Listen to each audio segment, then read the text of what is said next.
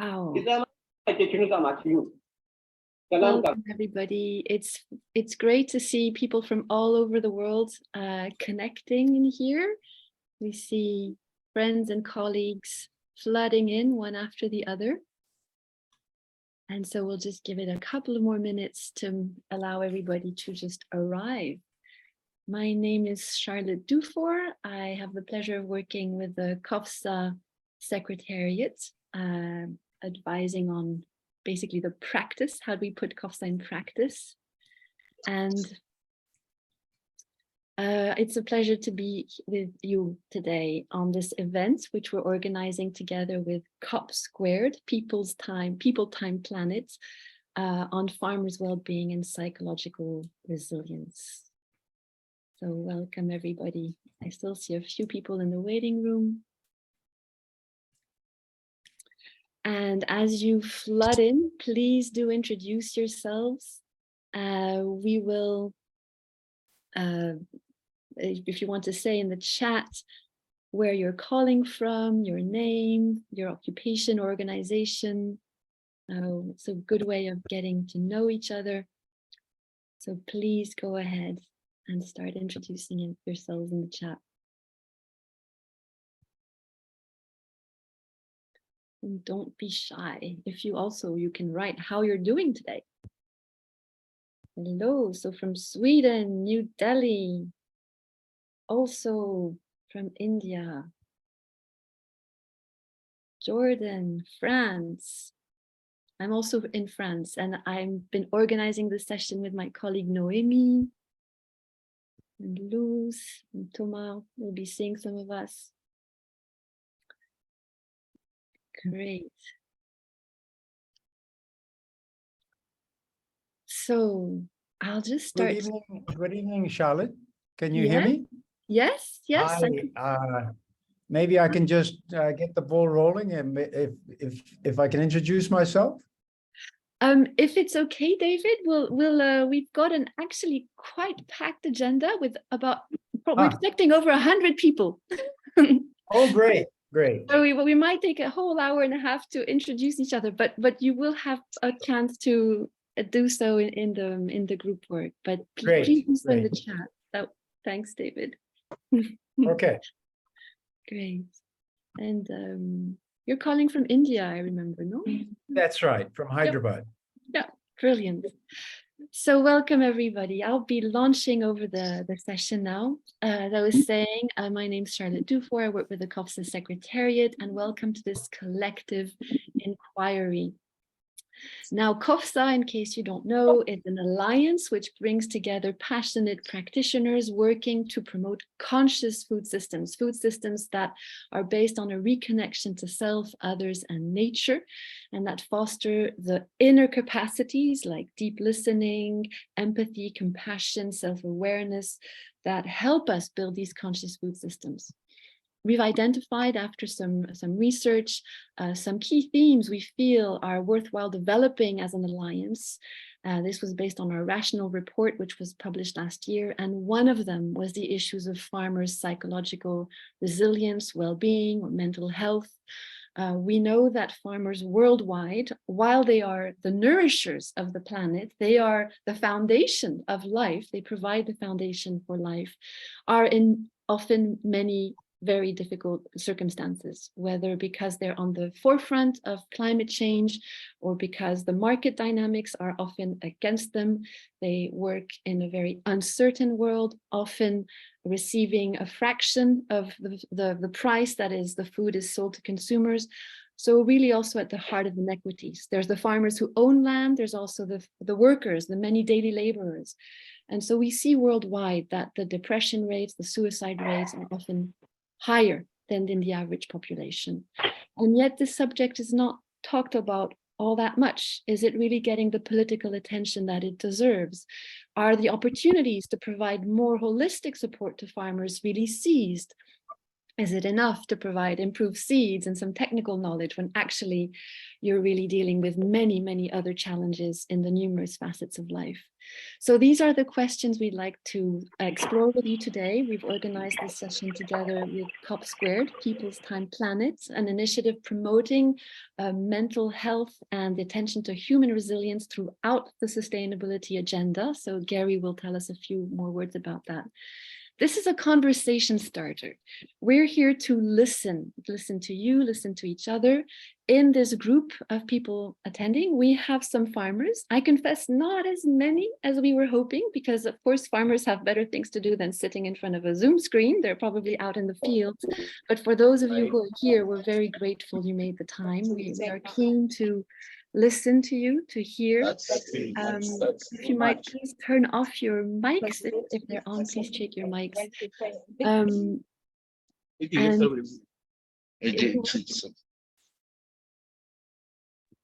nope, don't mute me, mute others. We also have many of you are working in support of farmers in different ways, sometimes directly on mental health problems, or sometimes working on resilience in a broad sense at community level, at individual level. So we also want to hear from you. What are you doing? What are you learning? What do you think should be amplified? This is a space we invite you to use as much as possible also for this connection. If you hear somebody saying something inspiring, connect with them bilaterally. We'll be sharing resources in the chat. We invite you to share your own resources in the chat.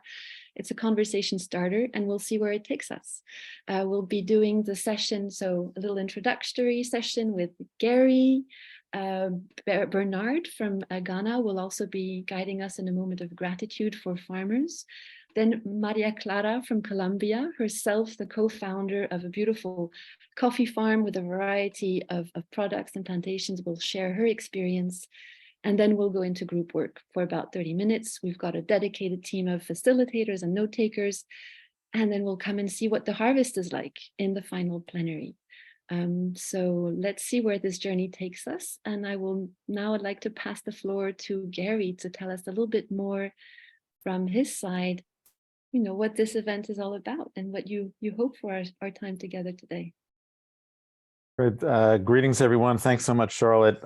It's really been a pleasure to be part of putting this together, although I have to admit that the bulk of this work is Charlotte and the COFSA team.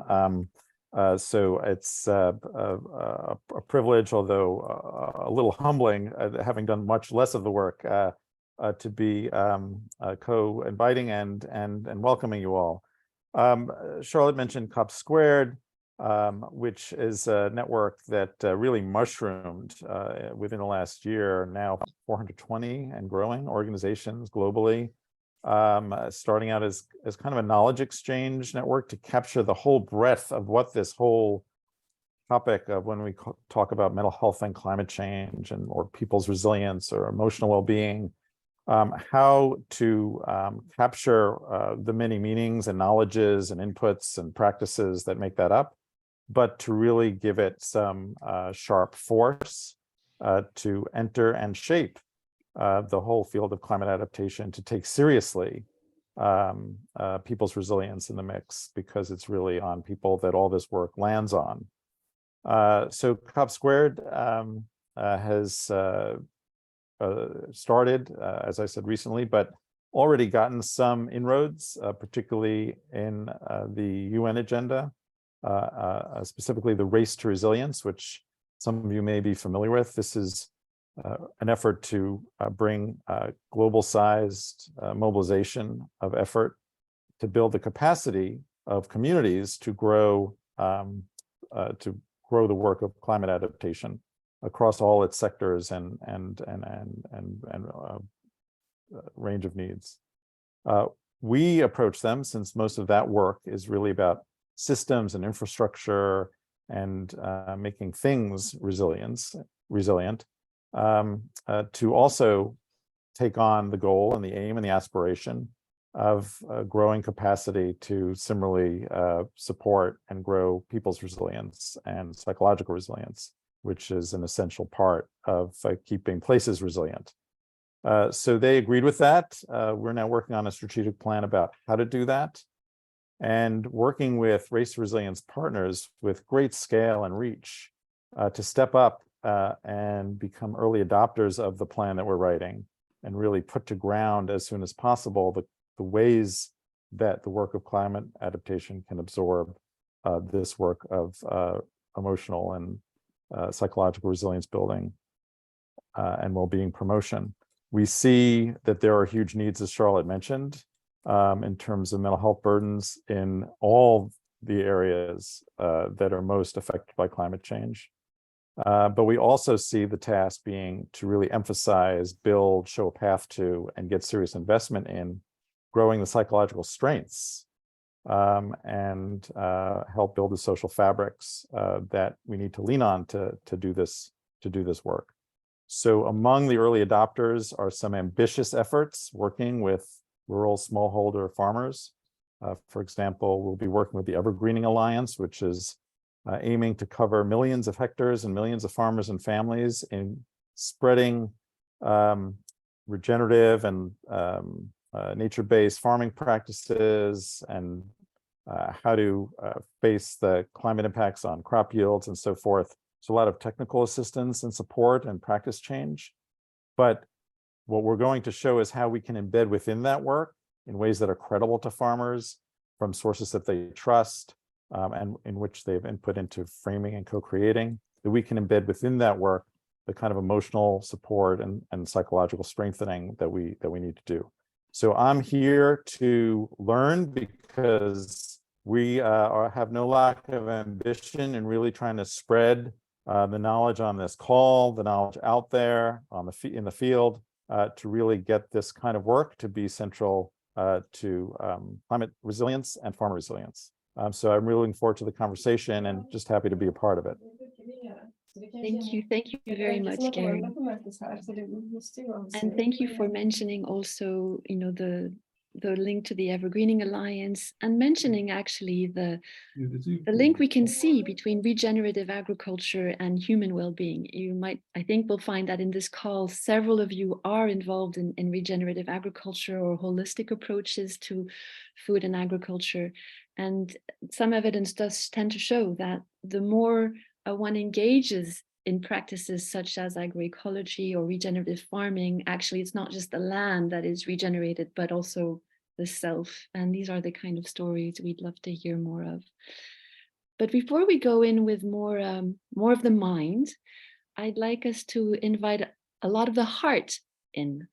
And I'd like to invite my friend Bernard from Ghana, a source of inspiration for all of us in the COFSA team, to guide us in a little moment of gratitude. Let's take a moment to be thankful for all of those who are working the land, tilling the land, and making sure that we all have healthy food in our plates.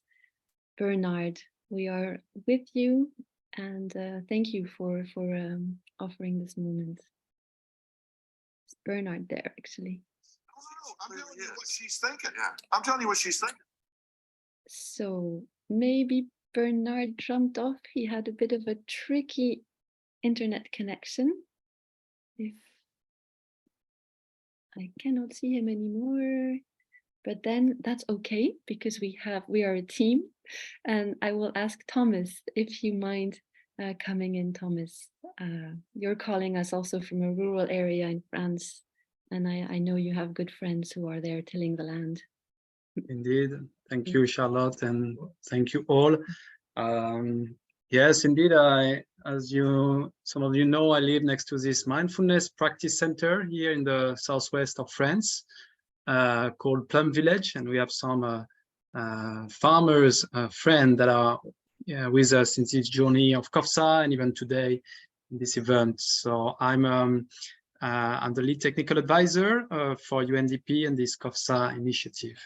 And I invite you to take a comfortable position, to be really fully there for this moment of gratitude. We know we are what we eat, and and we need to eat, of course, to be here today. So I think it's really important to, you know, have this moment of gratitude for, you know, all what the farmers bring to us, to our tables, to our bodies, and realize also, you know, how maybe unfair it is that they are not necessarily well treated for, despite, you know, the important work they do. And we know it's often a hard work. It's a loving work. It's an essential work that connects us to the earth. And I would like each of you to think about a farmer that is close to your life, and just think about what it brings to your life, how is his or her work, and send gratitude to this farmer.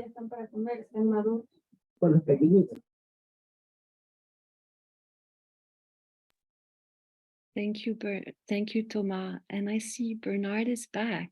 And Bernard, I would love to also have your moment, have you share or build on this moment of gratitude Thomas opened, maybe with a few thoughts from yourself. Yeah. Thank you, Thomas. All apologies, but well, that's a sign of the problems we have in Africa. So we just shared a bit of it.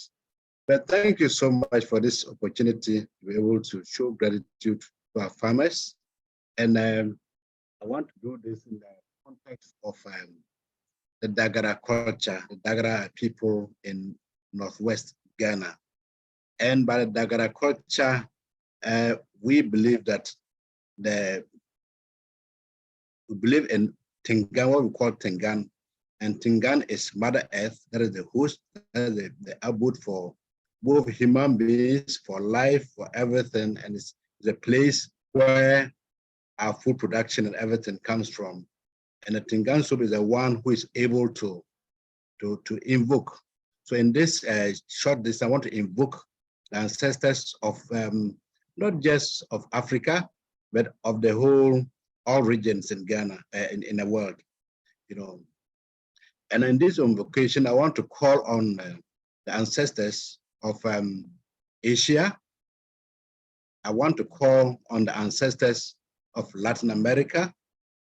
I want to call on the ancestors of Africa. I want to call on the ancestors of, if the global north, Europe, America, Canada, and all those that are in the global north. I want to call all of them.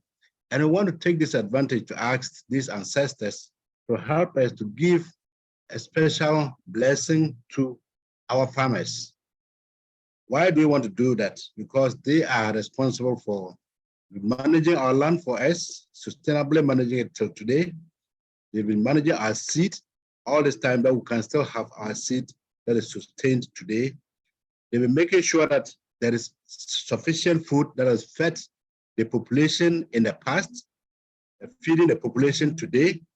They'll continue to feed the population in the future.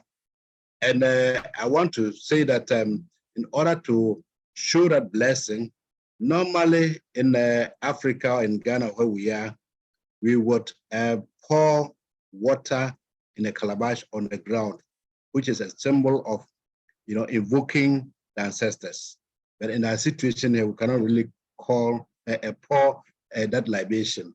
But I want to get all of us to come and take a clap. Normally, you pour, instead of pouring the water, let's demonstrate that by just a simple clap by all of us. So just clap the way I've done. You all clapped, yes. And I want to say in Dagara that Forbe means farmers. Forbe tipurnina. Forbe tipurnina.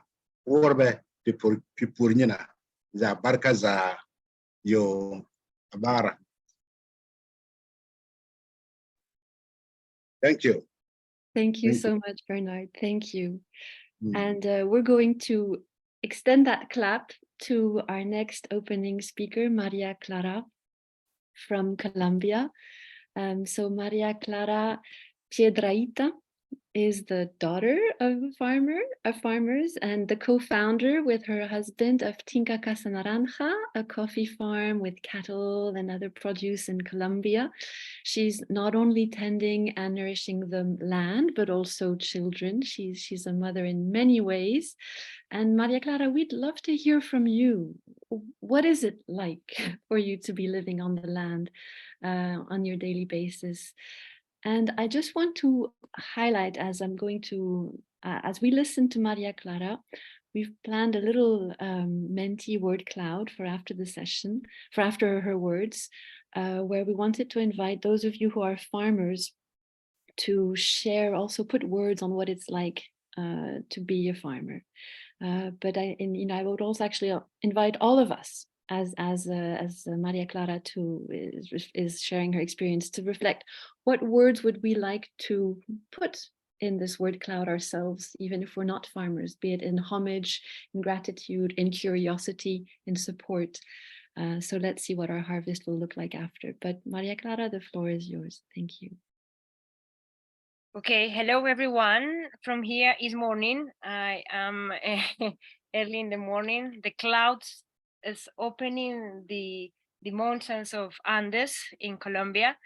And as the mountains open and the clouds move, I can see all the farming area in this region. That is mainly coffee, plantain, and cattle and all the kind of farms, but mainly is that. So you can see like how the farmers are spread out in the mountains. So thank you team, COSA team, to invite me. It is, I must say, I feel like flattered to be here, to be able to share this journey. When I was a little, I used to put my boots. It was a small boots, and my dad always used to take me to the field to teach me about plants. And I think that struck me in my mind and keep in my mind like always that connection I was looking. And a couple of years ago, couple of years ago, as a family, we decided to come back to the countryside and start again. So being a farmer, I think is an opportunity to see things growing. Here I have a cup of coffee from here. And when I can see the product of what the hands make, it feels such a great joy because it's tangible, you know? When you work in office, ideas flow, projects grow, but when you are working the land, and in my case, you see the coffee and finally, after all the effort that makes to bring that seeds to grow, take care of them, negotiate with them, because you are not the owner of the land, you're just part of that. So you just be part of that process, and you finally have it. The joy that generates is great, but also the challenges that represents to bring that, and the cows are saying hello, and they want to be part of the conversation. It's a big endeavor, I will say. I would say that being farmer for me has been the opportunity to realize I am part of the land. I'm not the owner of the land. And that's been a big learning for me to understand all the challenges the climate implicates. In order, what would you conceive of what you expect? The prices right now, I might say the prices of coffee are going down, and that's put us pressure on understand what we have to do as farmers and all the heavy weights. But at the same time, after I love to guadañar, I love to cut the grass around the trees. It gives me a lot of joy. And when I do that and I sit down just in the grass and I can realize that I'm touching the ground, that I'm being part of that, it provides me a sense of gratification. And I guess each of us as farmers, we have those moments of gratifications, but also the challenges of living in remote area where sometimes the water doesn't come, when the electricity is a luxury. So it's I will say it's a family endeavor, because you're also thinking also your well-being, you're taking in the well-being of your family, and how being a farmer implicates to be connected with the nature in a different way, facing all the challenges of being part of global markets, but so locally concerned in a place. So that has like the goods and the not so good.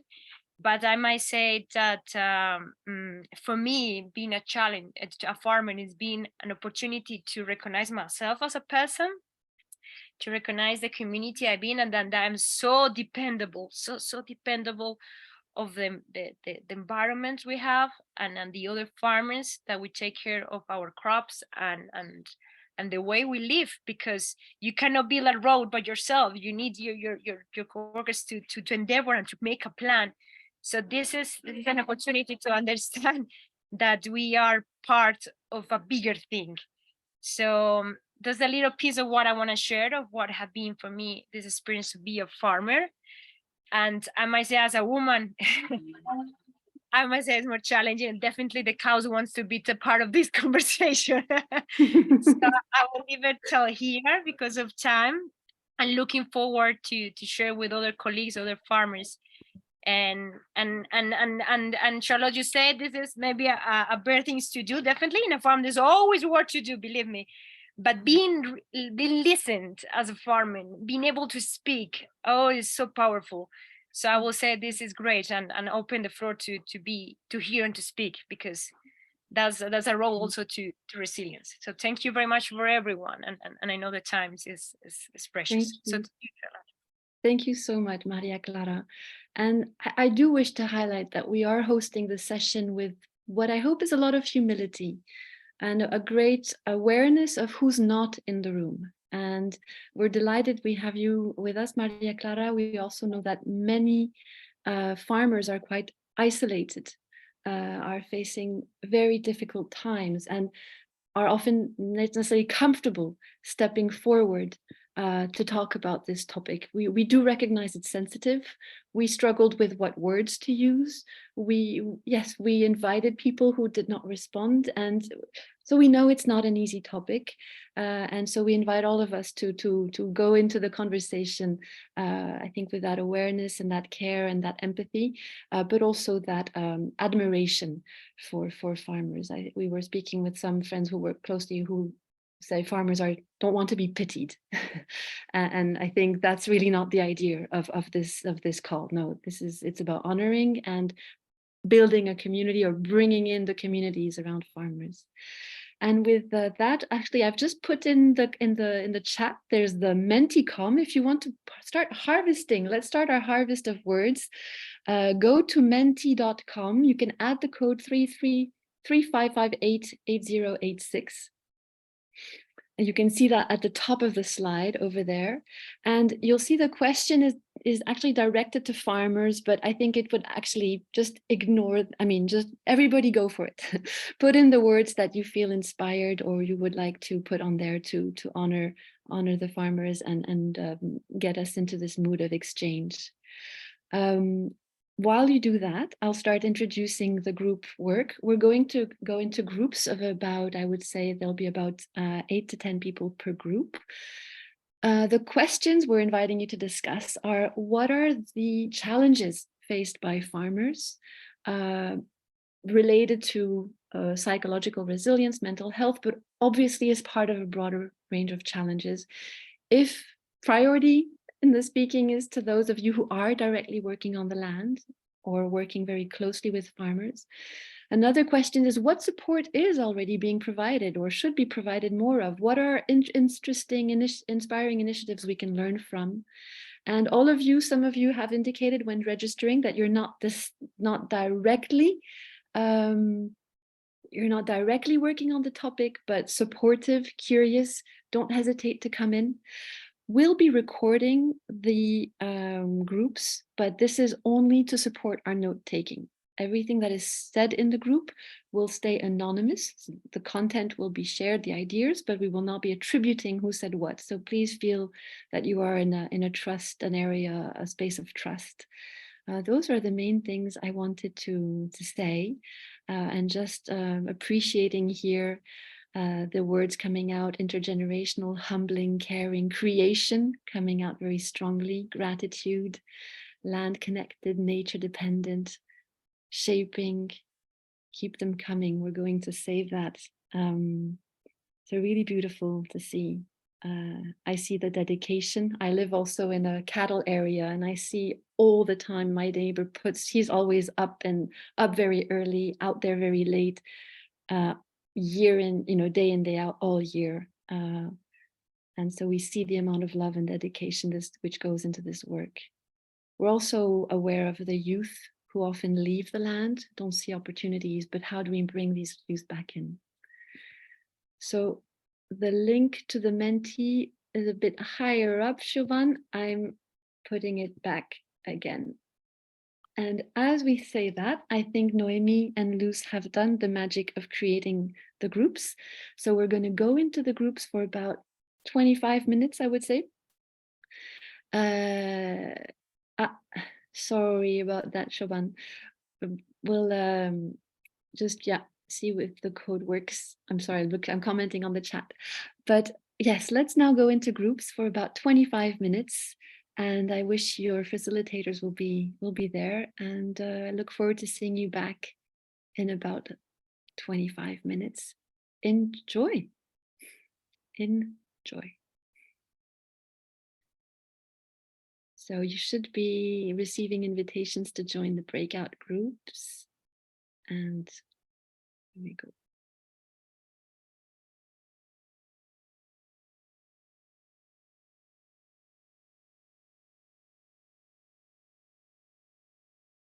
Fantastic.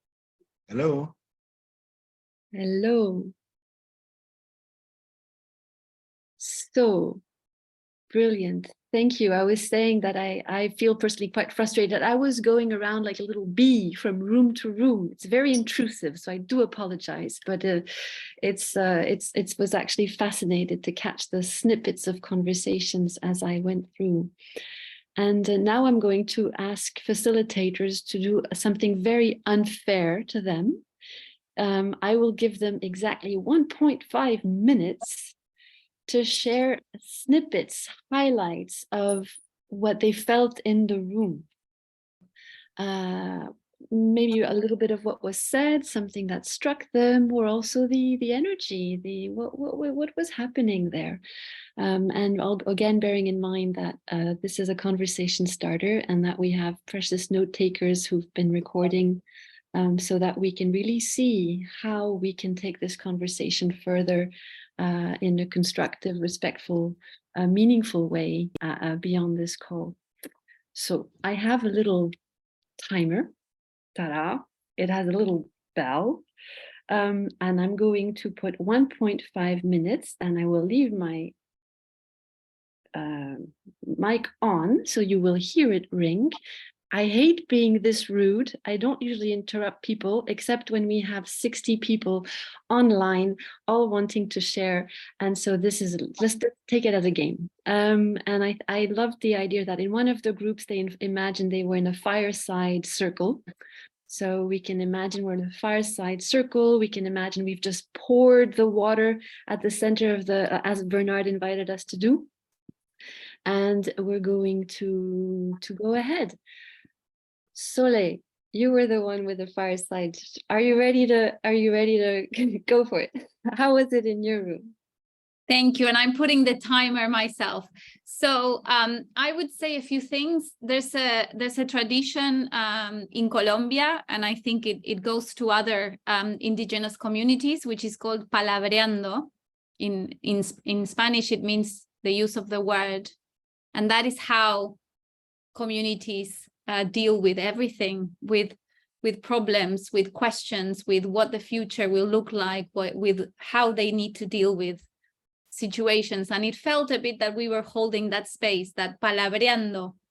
And there's a lot to it, you know, around dialogue and hearing each other, and this idea of sitting in a circle around a fire. And so I'm very thankful for everyone who participated, because they were holding the space in that quality which I feel it's very important. And in terms of ideas, we heard from the macro to the micro. And this, we talked about climate change. That's the world of ideas and concepts. And then we had also some very concrete experiences from indigenous women brought by some of our members. And so to me, the main concept is this idea of alignment, alignment between what we do, what we say, and how we behave, and this idea of sustainable agriculture aligned to the earth. So thank you. Wonderful. Thank you. I was surprised myself. I wanted to keep on hearing you. And I'm now going to turn Dan. You're the next one I see on my little list of boxes. Are you ready to share? I am, yeah. Thank you. Well, we had a lovely conversation, much too short, as I'm sure everyone felt. I guess the thing that really came through for me was about threads of connection. So we were lucky to have Patrick, who's got decades of experience as a farmer in the States and in France. And he was talking about how difficult it is when you come from not from a farming background. You're coming with nothing, no access to land. You're coming with passion, but you're not a farmer, but you have to make money at the same time. So there's a kind of broken connection there of the lineage. And he spoke to the need for mentors, for these people to be visible in the community that would actually reconnect the lineage of farmers. And then the opposite side of that was really experiences that were shared from Ghana, for example. Sorry, can you not hear me very well? Can you hear me now? Hopefully that's a bit better. Yeah. Just to say that the connections from the experience from Ghana was actually one of deep connectivity, intergenerational connectivity, as an identification as a farmer, but being told by the education system, by institutions that no, you're not a farmer, you shouldn't be a farmer. So that was about actively feeling like the connections to their ancestry and their land and their relationship to land was fractured. So it was a kind of interesting duality there. Beautiful. Thank you very much, Dan. I'm going to follow the alphabet list and now go to Darren. How is the conversation in your group? I'm also sure much too short, but apart from that. So how are we doing with herring? I'm just wondering, because Soleil, can you hear me? Well, No. it seems Some of us in the group can hear and some of us can't.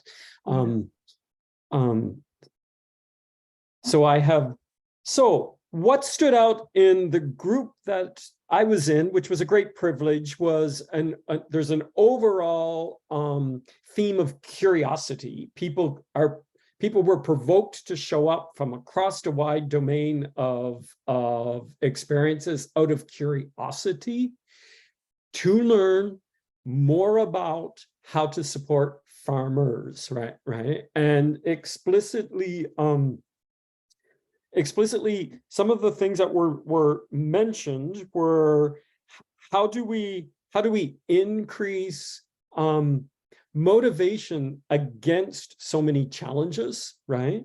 Some of the other things that were mentioned is advocacy and policy work is important, and it's extremely important to know others are working on that with us, right? Because farmers alone cannot carry the advocacy and the policy work, right?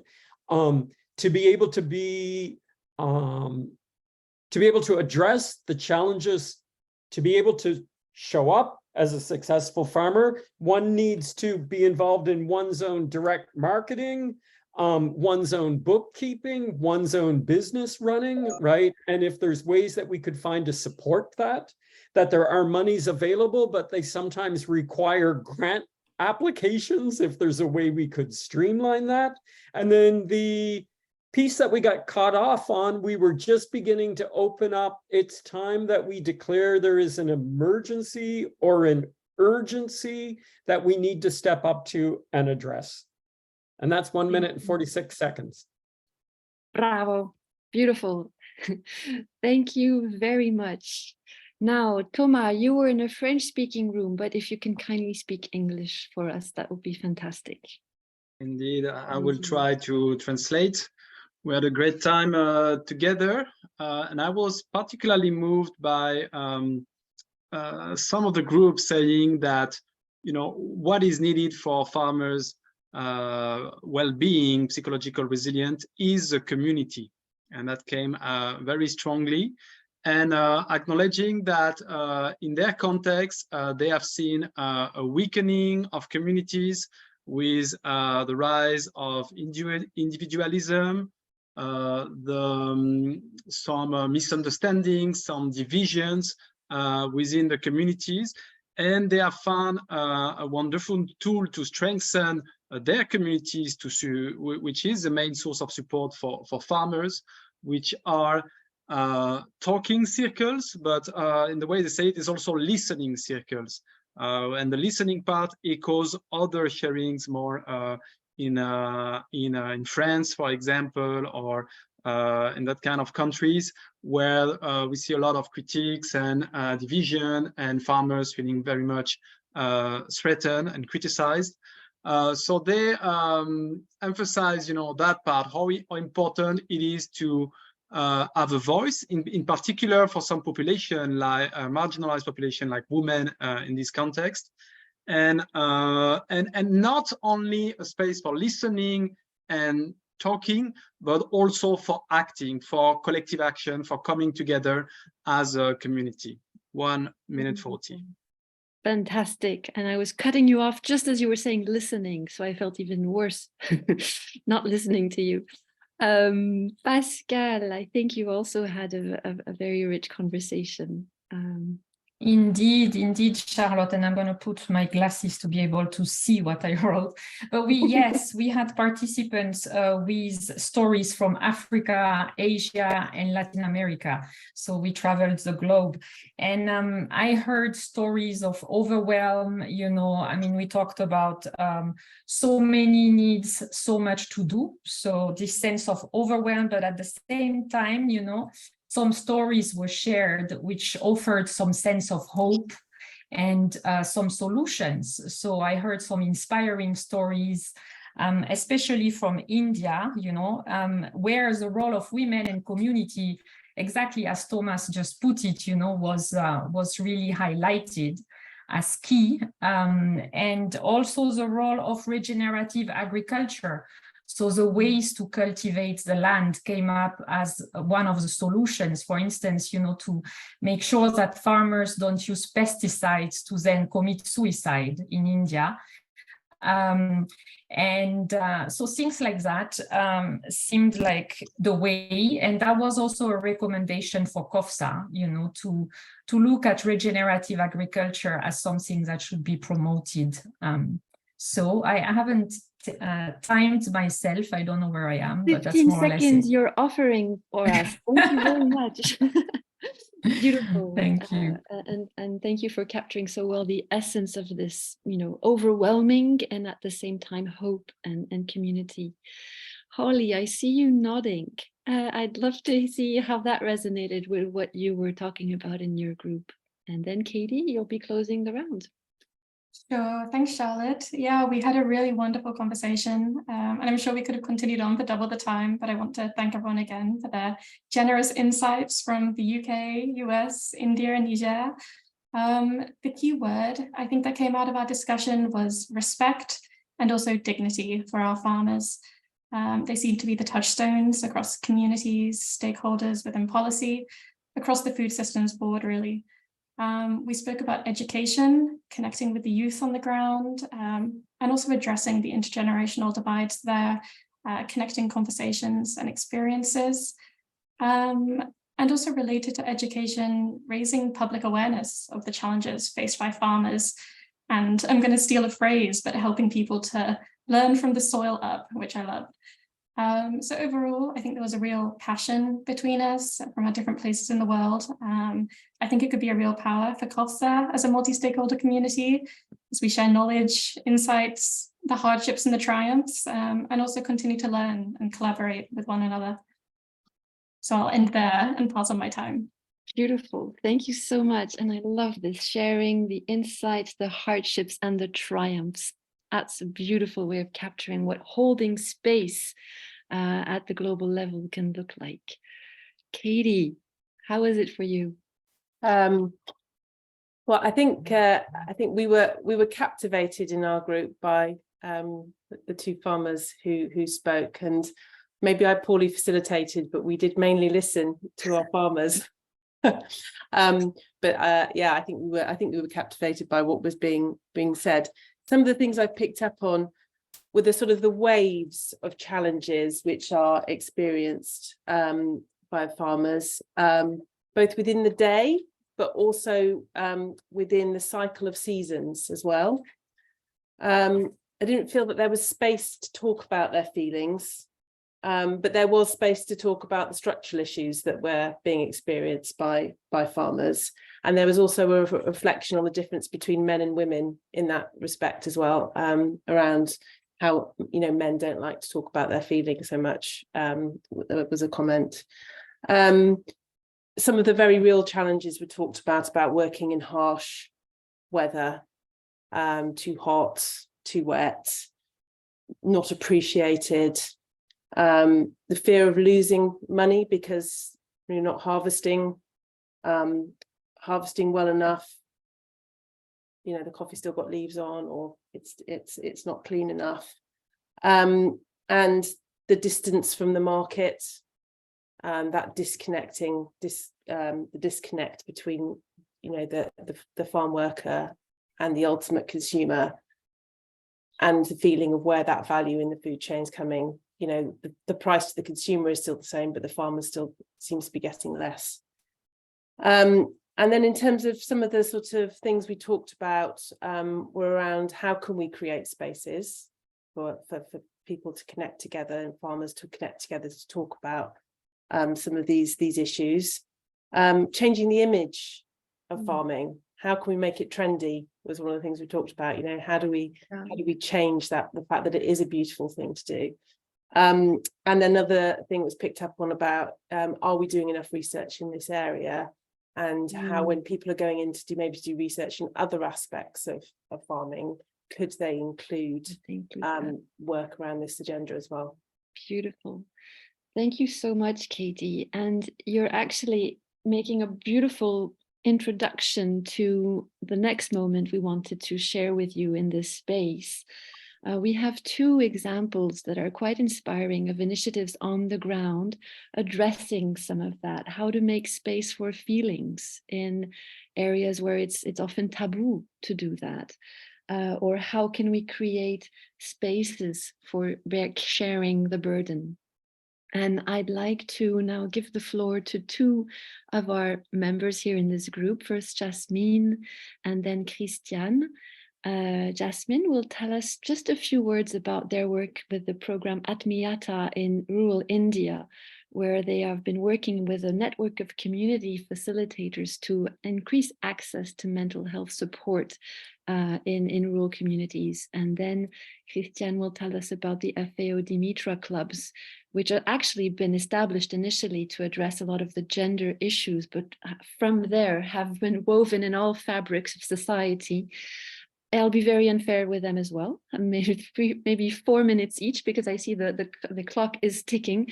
But this is again an appetizer, because in September we would like to create another session where they are given more time to go in depth in sharing how their program works, because we feel that this is something we can all learn from as we try to amplify the support that can be provided to farmers and integrated in food and agriculture programs. So if it's okay with you, Jasmine, I'd love to hand over the floor, and I'm going to put back in the chat something one of your colleagues copied earlier on with all the information about your work. I'm giving you 4 minutes. Sorry, it's even less than I said. I hope you understand. That's fine. There's enough wealth in the room. So Thank you. Thank you so much for just giving us space, and it was quite a pleasure to listen to everybody. We don't claim to solve any of these very big structural problems, but essentially when we were looking at our rural communities, which includes a significant proportion of farming communities and farmers themselves, our hope was that how do we address this large mental health care gap using a community-led approach, which primarily focuses on two things, which is how do we address our own self-care issues, our own mental health issues and our own well-being, and how do we build communities of care? So how do we build connectedness and provide, I think a lot of people have said, spaces of connection. So our interest is in building those supportive communities, connected communities where you can reach out to one another and talk about your feelings, which often are not spoken about. Except, I mean, actually our work has found everybody is talking about their mental health. We just don't have the tools to respond to some of these issues that come our way. So what we have done through our model is to train people with no prior experience in mental health to be able to deliver some evidence-backed techniques. So these are 4 to 6 counseling sessions, which are not really typical clinical sessions. They're quite like done informally, but are quite formally structured. And we also like to make connections between our socioeconomic status and our mental health. So there's entitlements that can be accessed through our interventions. We've also created films that talk about broader social determinants of mental health. Some of them came up in our small group discussions as well. And we understand that some people might require some more support. Suicide as an issue has come up even in our small group discussion. So we do recognize that some people need more support than others. But primarily our focus point is that mental health is not something which is out there. We all have mental health and we all have ownership on it. And we want to break these hierarchies that exist between the so-called experts and ourselves. We want to build a community where everybody owns their mental health, where everybody is able to access some level of support, given that there are no services available at most of these spaces where we're based. So I suppose ethically, it's our responsibility as an organization and as our project, we feel that we need to do something rather than not do anything. We've done a trial on our intervention. It's been encouraging to see the results that have come in. We know that people have twice the likelihood of feeling better after speaking to our community volunteers. It's a slightly largish scale where we are working, and I know our colleague from Namibia was there. So we were just discussing how the entire population of Namibia is like one district in our country. So the idea is we currently are in about 3 districts where we're reaching out to 3 million adult population. By the end of next year, we should have about 2,000 such volunteers who have the capacity to provide mental health support. In addition to provide some practical support, because I don't think the answers are just counseling itself, but it's also about building communities of support. And we hope we can support in any way that is possible. And that's it. I will pause there and thank you so much. Oh, thank you so much. And no, and so inspiring. And that's what I find particularly impressive is the not only the scale you currently have, but the speed at which you reach that scale. And I'm going to now turn to Christiane, another example, which is interesting because the Dimitra clubs were not set up as a mental health support intervention. They were really set up as part of livelihood support, of community development as part of rural development or agricultural programs. But what you're finding out, Christiane, is that as you're trying to improve livelihoods through a community-based circle approach, actually a lot of healing and building of resilience in all other domains of life is happening. Same here. I'm going to cruelly put my timer for 4 minutes and just a teaser so we can connect for a longer talk in September. Okay, great. I will put my timer too in any case. Yes, exactly. You're right, Charlotte. It's exactly this. Well, this approach was born in the context of the Food and Agriculture Organization of the United Nations. So, as you can imagine, it's more about food systems, about agriculture, about nutrition, forestry, and the mandate of the FAO. What is interesting, and while my colleague was talking just 2 minutes ago, I was thinking that the great thing is really that we never thought of dealing with mental health, but at the end, reflecting on this issue, we realized that the impact of this approach is so great that mental issues are being tackled, but also, as my colleague was saying before, the kind of approach is quite the same. It's a community-led approach. So as a community-led approach, it's really managed, led by the community with the limits, but also the strength, which enable also sustainability of the action. I must say that this kind of approach, we have called it, and it belongs to an area, a technical area called community engagement for empowerment. And strangely, empowerment is very important, but I haven't heard anything about empowerment in all the interventions. Well, also because it was not the subject of the session, but I think that empowerment is really what is very important to strengthen the resilience for people, to strengthen and strengthen their own resilience and psychological resilience too. The Dimitra Clubs is a model which is very simple. It's just people deciding voluntarily. It's a process which is facilitated by FAO and the partners, as we have met them before from Niger. And so there will be this facilitation by a partner in order for people to get together on a voluntary basis and create, as you said, these spaces of reflection, of discussion, and of action. So there are different models according in other countries, and I saw in the chat that also there is the chantier participatif in other countries. But here we're talking about a model which is being promoted in rural areas of really low-income countries, and in contexts which are really characterized by adverse climatic conditions, climate change, protracted crisis, and very high levels of poverty and hunger.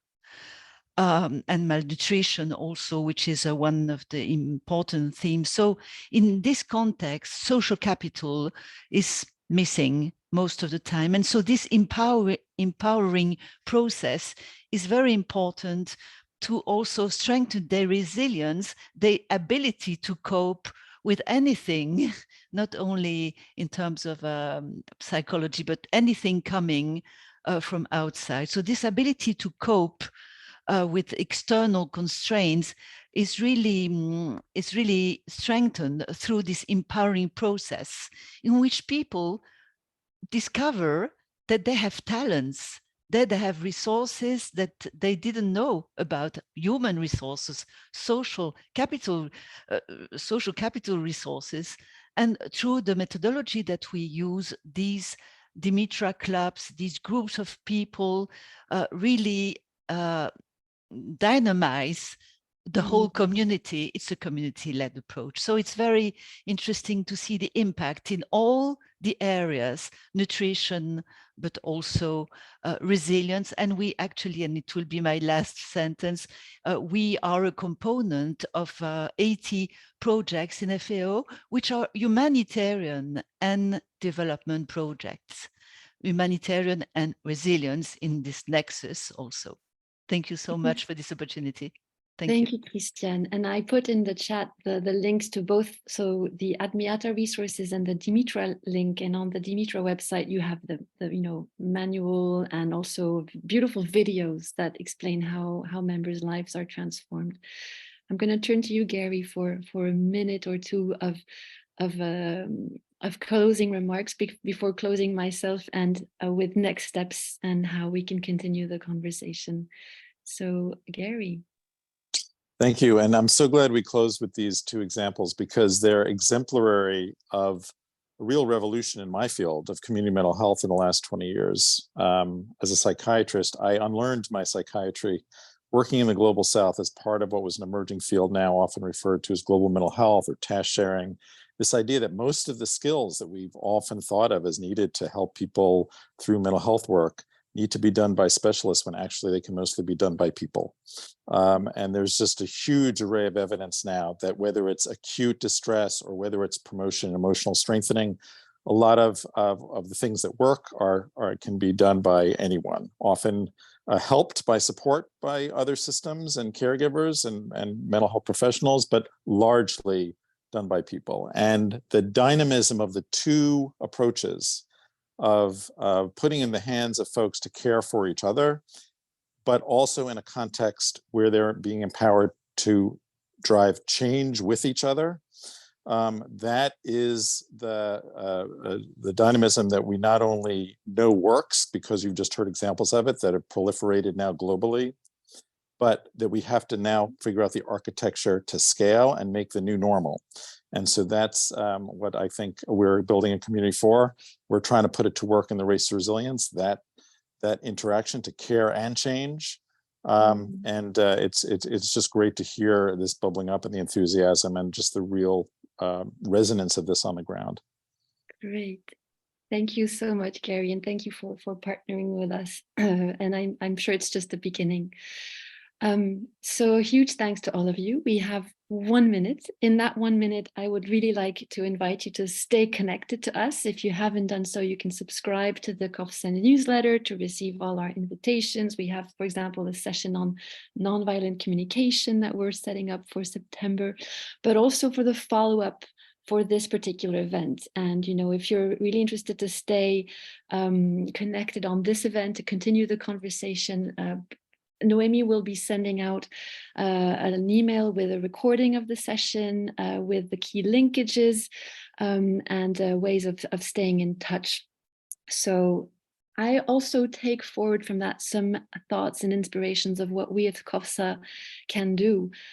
Some of you mentioned the importance of advocacy and building attention on this topic. I would have a dream is that this kind of issue or these kind of approaches which Gary, Christiane, Jasmine have just shared about become just part of large-scale food and agricultural investment programs. That when you're setting up support on how to do business management and improved seed management, you also look at the dimension of resilience, because that is going to be fundamental for farmers' success and for whole society's success moving forward.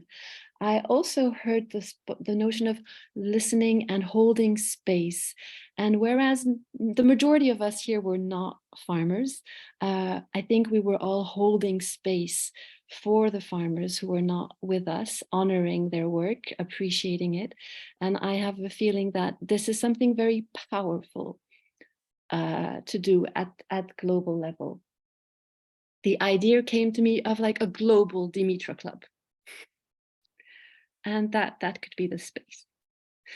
With that, thank you so much for co-creating this conversation starter with us. Thanks to the facilitators, to the note takers, to Noemi, who's a fantastic event hostess. She's pulling together an amazing stream for the fall.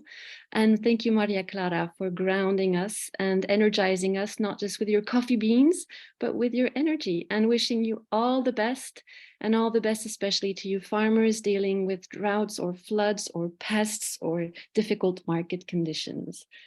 Have a lovely day and see you soon.